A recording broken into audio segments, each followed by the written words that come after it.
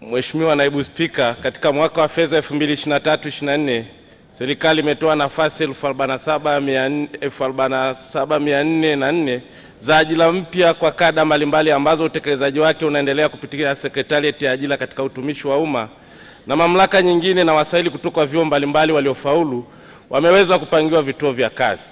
Mheshimiwa Naibu Spika, katika mwaka wa fedha 2024/25 serikali inatarajia kutoa ajira mpya 45,000 kwa kada mbalimbali ambalo utekelezaji wake utafanyika kabla ya mwaka huu wa fedha kuisha. Aidha, katika mwaka wa fedha 2025/26 serikali imeidhinisha jumla ya nafasi 41,500 za ajira mpya kwa kada mbalimbali ili kuweza kuajili wahitimu stahiki. Nashukuru Mheshimiwa Naibu Spika. Mheshimiwa Ganga. Asante Naibu Spika.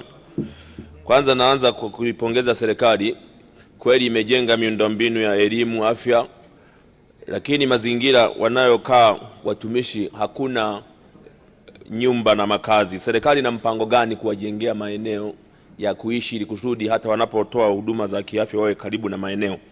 Lakini swali la pili, halmashauri ya wilaya ya Mbogwe ni mpya, kwa hiyo changamoto bado zipo nyingi sana, Mheshimiwa Waziri, ambazo zinawakabili watumishi wa halmashauri hiyo ya Mbogwe. Je, una mpango gani ili kusudi kuwapiga tafu ili na wao waweze kufanya shughuli zao vizuri, waweze kuendelea na majukumu yao ya kitumishi? Mheshimiwa Waziri.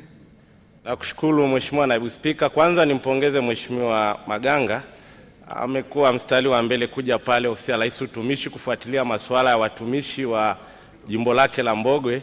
Nikijibu maswali yake yote mawili kwa pamoja juu ya mazingira ya makazi ya watumishi wa Mbogwe na ukizingatia ni halmashauri mpya, kwanza nichukue fursa hii kumshukuru sana Mheshimiwa Rais Dr. Samia Suluhu Hassan kwa dhamira yake ya dhati ya kujali maslahi ya watumishi wa umma, na amefanya hivyo si tu kuboresha maslahi na kuwapandisha madaraja, hata kujali swala la kujenga makazi. Kwa mfano, katika halmashauri mpya 39 amejenga nyumba za wakurugenzi, wakuu wa idara nyumba 58 wamejengewa, lakini nyumba za walimu zipatazo 1700 zimejengwa, na wataalamu wa kada afya pia wamejengewa takriban nyumba 270.